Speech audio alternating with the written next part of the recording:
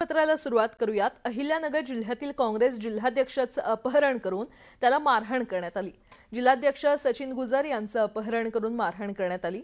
Morning वॉकला गेलेल्या गुजर यांना जबरदस्तीने गाडीत घालण्यात आलं। हिंदुत्ववादी संघटनेच्या कार्यकर्त्यांनी अपहरण करत मारहाण केल्याचा आरोप आहे। अपहरणाची घटना सीसीटीव्हीमध्ये कैद झाली आहे। सचिन गुजर यांच्या अपहरणानंतर काँग्रेस कार्यकर्ते आक्रमक झाले।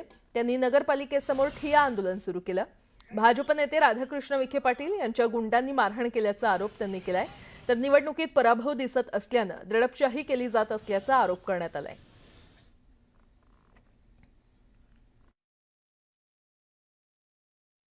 राज्यामध्ये नगरपालिका निवडणुकीची धामधूम सुरू असताना श्रीरामपूरमध्ये आज एक धक्कादायक प्रकार घडलाय।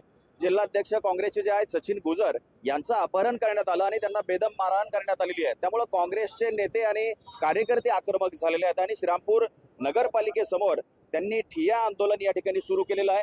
जोवर आरोपीला अटक होत नाही त्याच्यावरती ठोस कारवाई होत नाही आणि हे जे जो कोण मारहाण करणारा आहे याच्यावरती ठोस कारवाई होत नाही तोपर्यंत आंदोलन सुरू ठेवण्याचा जो इशारा आहे तो त्यांनी दिलेला आहे। आमदार हेमंत ओगले असतील, काँग्रेसचे कार्यकर्ते असतील, नगराध्यक्षपदाचे उमेदवार करण ससाने असतील, सगळेजण या ठिकाणी ठिय्या आंदोलन करतायत। काय प्रकार आहे नेमका श्रीरामपूरमध्ये काय चाललंय? म्हणजे हा सगळं दहशतीचा प्रकार?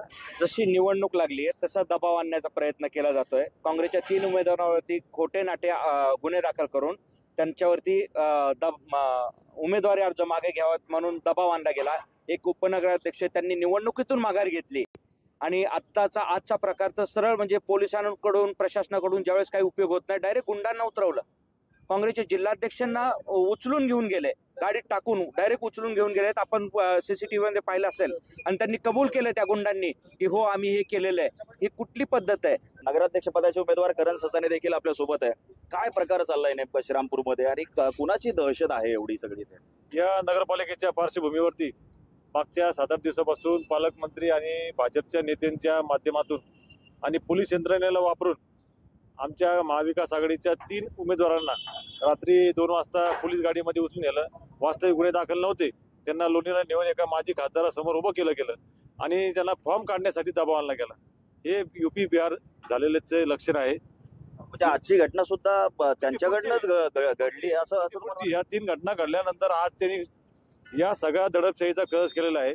आमच्या आदर्शस्थानी जिल्हा काँग्रेसचे अध्यक्ष सचिनदादा गुजर सकाळी मॉर्निंग वॉकला चाललेले असताना काही समाजकंटकांनी भाजपने आणि आपले पालकमंत्र्यांनी पाठवलेले काही गुंड त्या ठिकाणी आले।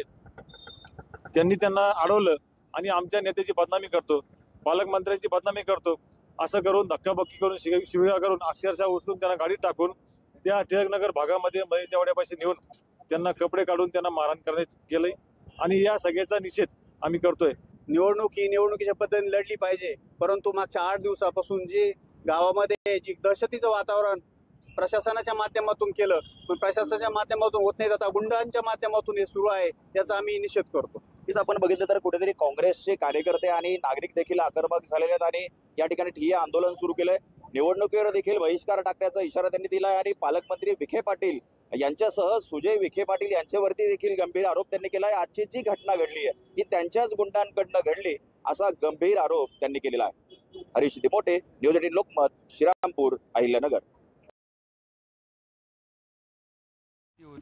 तर मारहाण प्रकरणावरून काँग्रेस प्रदेशाध्यक्ष हर्षवर्धन सपकाळ यांनी भाजपवर टीका केली आहे। आज संविधान दिवस असून ज्या पद्धतीने आतंकवाद्यांनी 26/11ला हल्ला करून आम्हाला संविधान मान्य नसल्याचं सांगितलं होतं त्याच पद्धतीने काँग्रेसच्या एका जिल्हाध्यक्षाचं अपहरण करून भाजपला संविधान मान्य नसल्याचं त्यांनी सिद्ध केलं असल्याचा आरोप सपकाळ यांनी केलाय।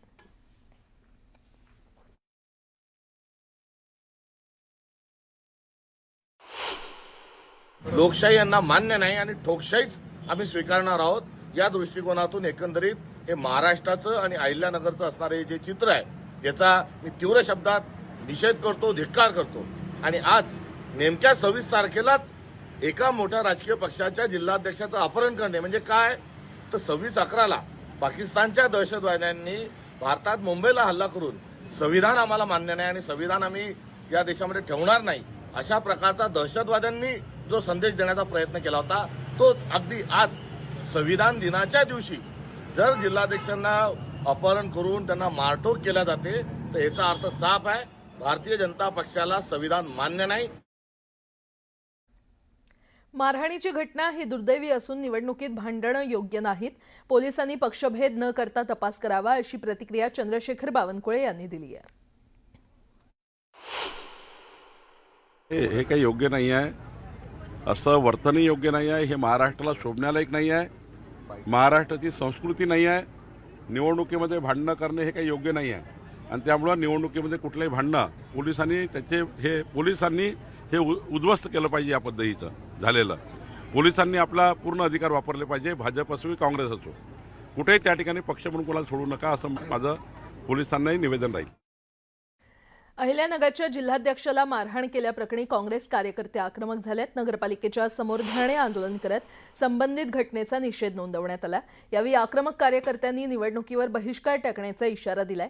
आमदार हेमंत ओगलेंसह पदाधिकारी रस्त्यावर उतरल्याचं पाहायला मिळालं. दरम्यान मारहाण करणाऱ्यांवर कठोर कारवाई करण्याची मागणी देखील करण्यात आली आहे.